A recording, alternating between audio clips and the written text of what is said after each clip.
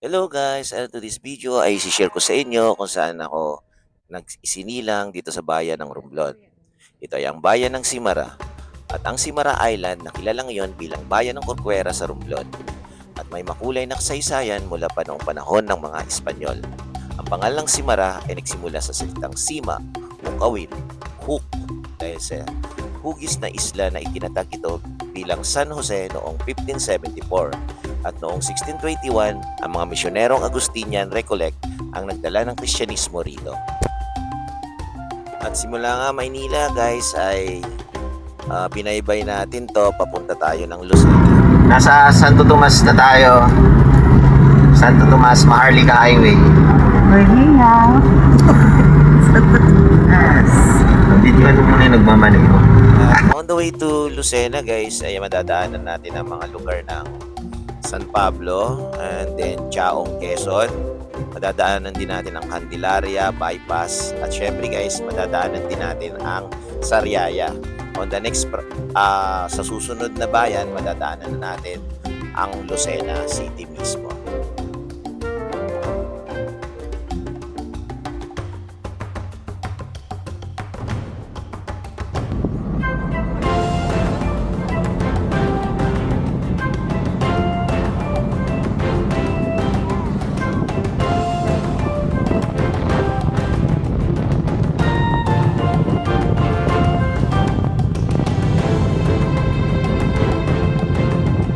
Here in Candelaria Bypass Road. At dito na nga, tingnan natin ang Candelaria Bypass Road. At dito nga sa Candelaria Bypass Road guys, makikita nyo ang kagandahan ng daanan na to guys. Sobrang napakaganda niya guys. And then syempre, makikita nyo, wala siyang gaanong sasakyang dumaraan. At nakikita mo talaga ang ganda ng kapaligiran. So yun, napakaganda talaga ng Pilipinas. Ito ay nasa Candelaria Bypass Road. And then, ang susunod nitong bayan na mismo ay yung Sariaya.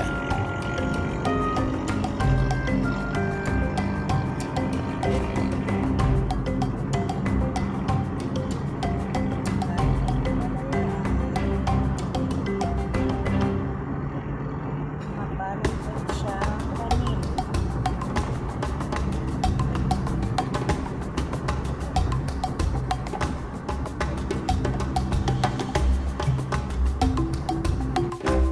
At andito na nga tayo sa Lucena Road o yung Lucena Port Road dito sa Talaw-Talaw. Actually guys, ito yung daan, ang pinaka-shortcut, pinakamabilis na daan papunta sa Port of Lucena. So, nandito tayo ngayon guys at makikita nyo yung ganda talaga ng lugar at ganda ng kalsada na ginagawa dito. At until now, mayroon pa rin silang progress na ginagawa dito para sa mga bypass road, para sa magandang biyahe at sa mga motorista natin. Okay, so dito talaga mamamangha kayo guys sa ganda ng mga infrastructures na ginagawa dito going to the Port of Lucena.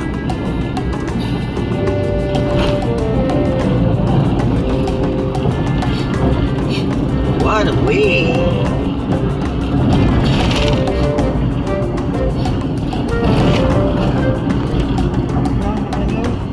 Walang tubig.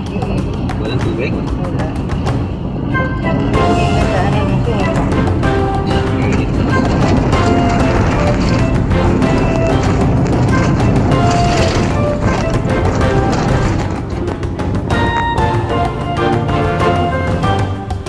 Tayo na nga guys, in just 3 hours, almost 3 hours or malapit-lapit na rin sa 4 hours, narating natin ang Port of Lucena. At dito nga, ayan, makikita mo yung ating mga kasama, si Our Journey, and then si Blue, okay? Etong red na kotse guys, kay Pops iikim yan. Hindi niya dinala yung sasakyan niya dahil may problema. And then dito naman ay makakasama natin, ayan, si Mr. Charlie Brown pag-aalis siya ni Marwin.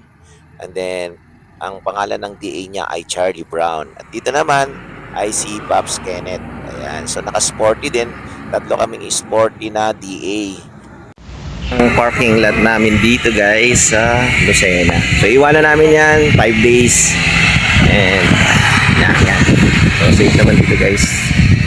Sa loob siya ng fishport na pier ng alam ko ano to, sa Montenegro. Ito yung unang pier noon, hanggang nasa bago na yung nasa kabila kung saan nandun kami. At naatasan na nga tayong sumakay dito sa Port of Lucena. Ito yung barko kung nakikita nyo. Yan yung barko na sasakyan natin. Papunta ng Simara Island ng Corcuera, Romblon.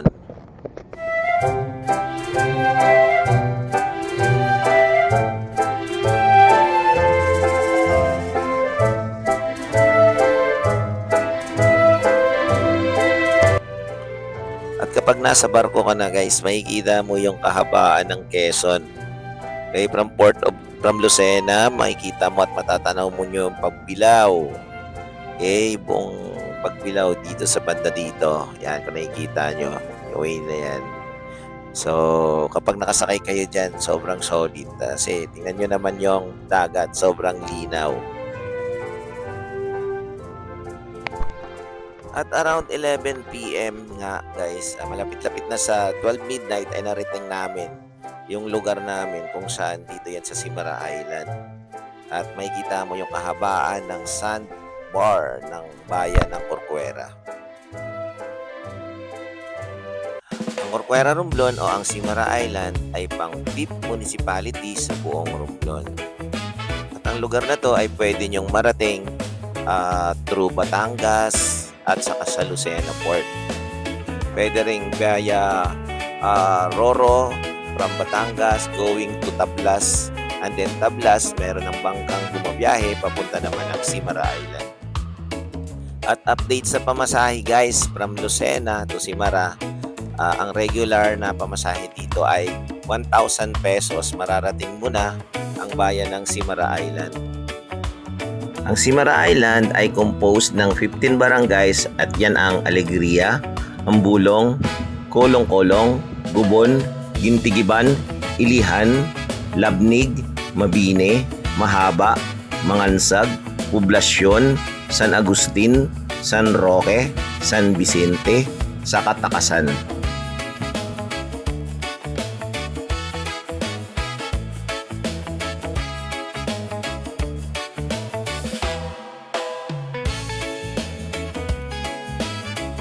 Ang Simara Island ay binubuo ng 15 barangays at ang poblasyon naman ay nalalapit na ang kanilang kapistahan dahil noong panahon ng mga Espanyol, 1726, itinayo ang isang simbahan at isang watchtower. At dito naman guys, yung nakikita nyo yung simbahan ng Corcuera, Romblon o ng Simara Island. And then dito sa baba niya guys, may makikita tayo, ipapakita ko sa inyo yung isang historical din na panahon pa ng Kastila na cross. So papakita ko sa inyo guys. Ito naman guys yung remains ng isang Antigona na tinatawag nating Tiga Cruz. So meron siyang historical remains dito. Ang Tiga Cruz. So ito raw guys ay the arrival of the Augustinian Recollectus missionaries in 17th century. So 17th century pa to guys. Approximately is 1635. Introduced historical structures in Simara, one on which of the Tiga Cross. Okay, so made up of wooden to guys. Wooden cross, pero grabe, sobrang solid yung kahoy. Ayan. Sa nakikita nyo guys ay ito yung simbahan ng Simara Island, which is ang patron nila ay si Saint Joseph. At ang kapistahan dito guys ay sinicelebrate tuwing May 1. Pero nagsisimula ang kanilang celebration ng 25 ng April. At sa makikita nyo guys, sa bandang tagiliran ng simbahan natin, malapit sa may gilid, sa may kalsada, ay makikita natin ang isang hagdanan paakyat. Ito ay ang daan papunta naman sa tinatawag nilang kuta. Ang kuta naman ay ang nagsilbing taguan ng mga sinaunang Simaranohons dito sa isla ng Simara para makapagtago sa mga mananakop na mga Muslim or tinawag nilang Moro. At eto naman guys, ang napakagandang munisipyo ng Simara Island. At mula sa munisipyo, makikita nyo ang kagandahan ng kanilang sports complex at buong parke or buong plaza. Ayan.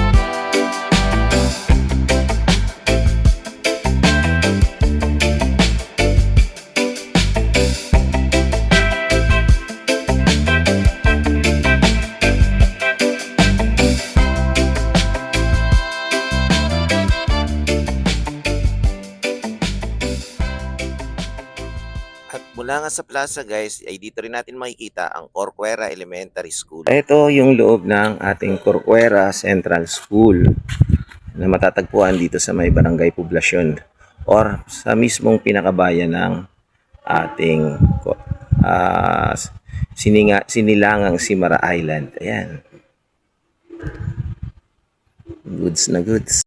At tara guys, samahan nyo naman ako na akyatin ang isang historical remains dito sa may bayan ng Wings. So, these are the structures constructed by the early Cimarranhons in 1644. So, ito raw guys ay ginawa noong 1644 para gawing taguan ng mga ng mga locals ng Simara Island.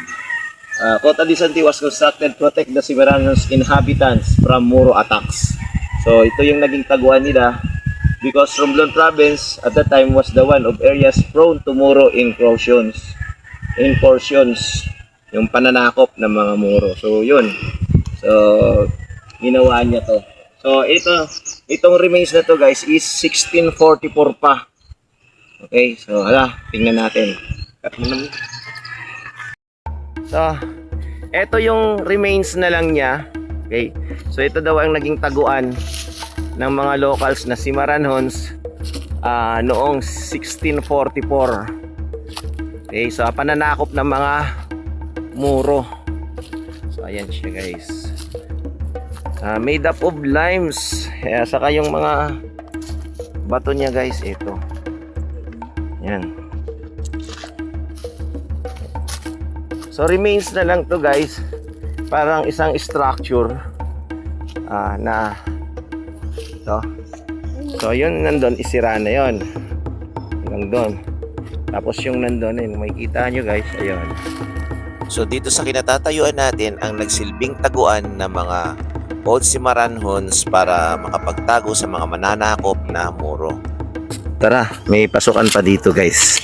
Pasukin natin. Ayan. Ayan.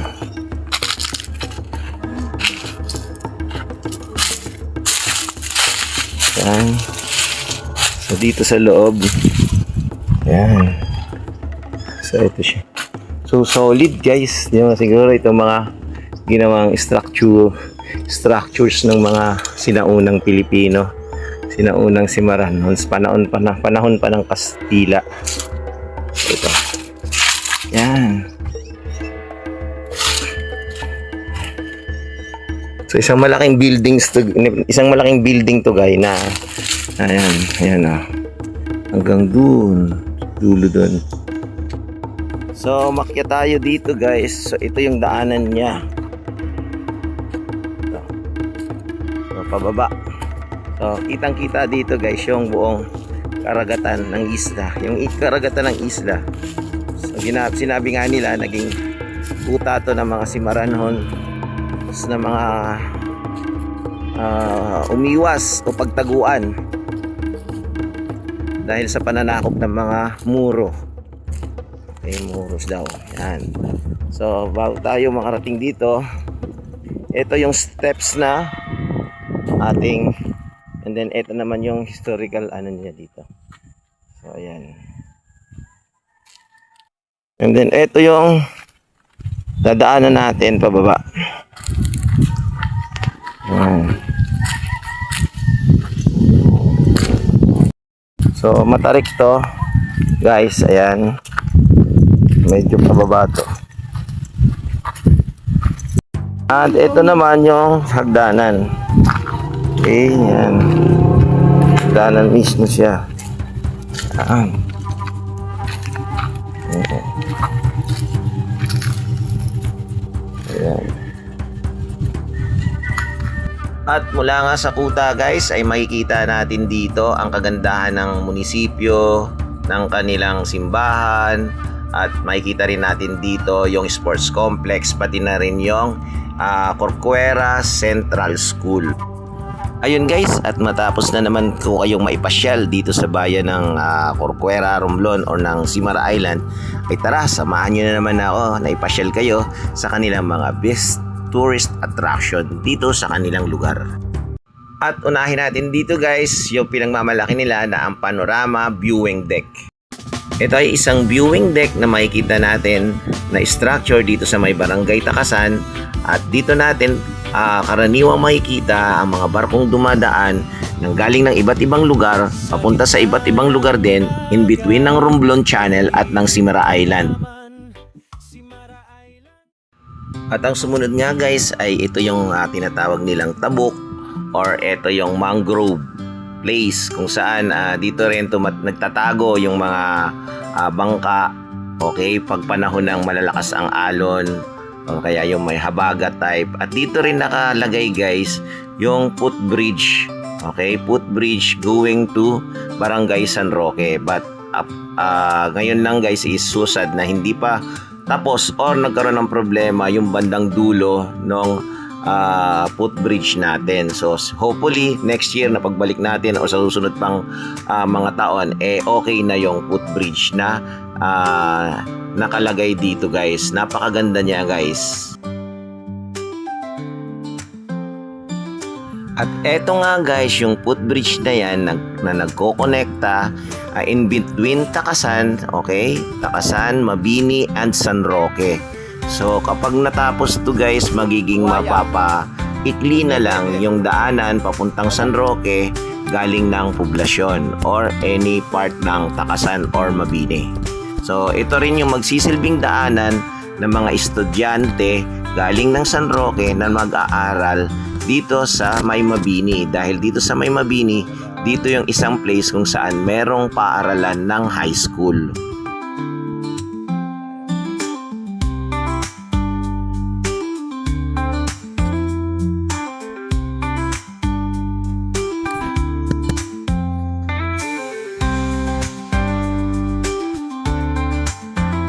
Napakayaman sa mangroves ang lugar na to guys. Napakaswerte pa rin natin o napakaswerte ng mamamayan dito o yung mga nakatira sa isla, dahil meron pa lang siyang mangroves na nakikita hanggang ngayon at sobrang ganda. At meron namang isang lugar dito guys sa isla na talaga naman pinupuntahan ng mga turista. Ito ay ang Barangay San Roque kung saan matatagpuan ang lighthouse.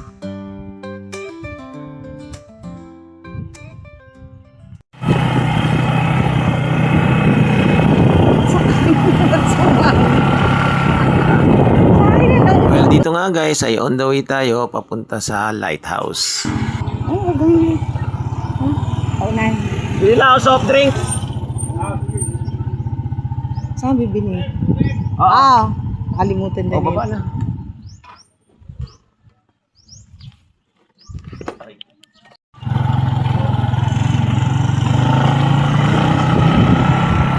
Ito ang daan.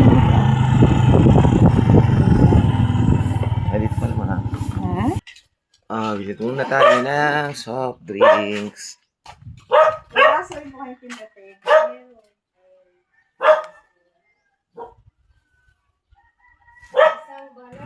Ito naman ang Simara Lighthouse at ang Simara Lighthouse ay na-established or naitayo sa Corcuero, London noong 1910 nung panahon ng mga Amerikano. Itong lighthouse na to ang nagsisilbi nating gabay na sa ating mga manlalayag upang hindi sila mabangga or sumadsad yung kanilang mga barko sa mga malalapit na isla. Hey ya hey ya hey hey ya hey ho Bahasa Bawang Laka hey ya hey ho Hey ya hey Wakantangka Mita kuye oya sing hey ya hey ho Hey ya hey Tokeyake Oya te wanichi hey ya hey ho Hey ya hey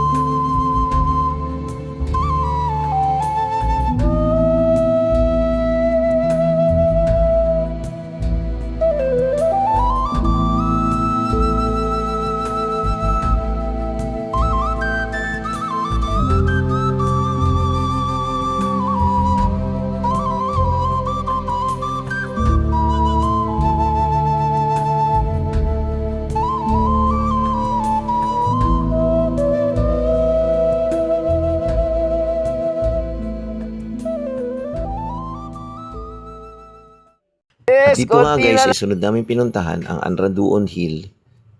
At ito guys ay located sa Barangay Mangansag. At bago mo marating ang lugar, kailangan mong umakyat ng 800 steps. At para makabalik ka ay kailangan mong bumaba ng another 800 steps. Ang lugar na ito ay isang pilgrimage site kung saan dito matatagpuan ang isang rebulto ni Mama Mary, ang Mary of Lourdes. At sinasabi niya din na ang Anraduon Hill ay ginawang garrison site noong panahon ng Hapon. At sa lugar na ito ay yung matatanaw ang San Roque, up to Mahaba, Kolong-Kolong, and din ang likod niya ay ang Alegria. Matatanaw mo rin dito ang Mabini sa Katakasan.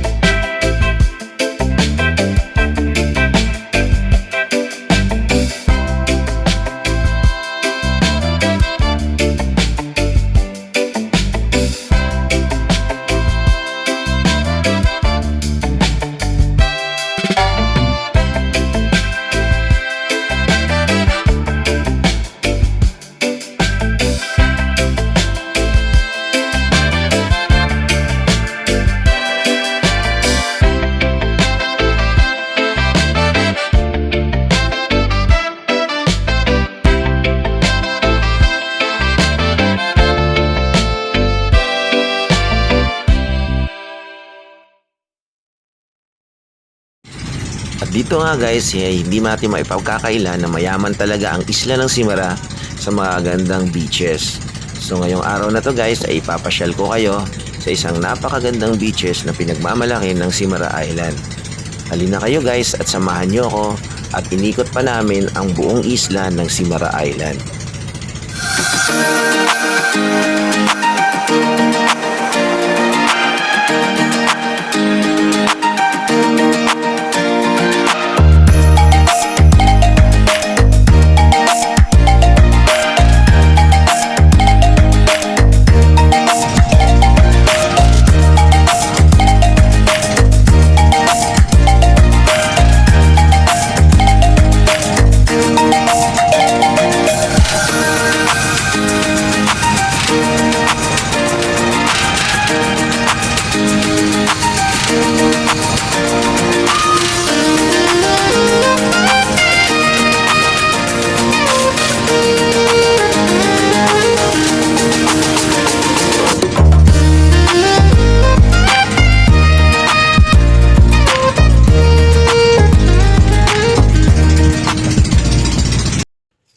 At dito nga guys, narating na natin ang isang napakagandang beach dito sa Simara Island. Ito ang isa sa pinagmamalaki ng Simara Island, ang beach ng Kolong-Kolong Beach. At ito rin ay matatagpuan mismo sa Barangay Kolong-Kolong. Ito ay napapaligiran guys ng mapuputing buhangin at mapipinong buhangin na talaga namang pang first class ang dating. At dito rin guys matatagpuan ang mga gandang rock formation ng kanilang beach.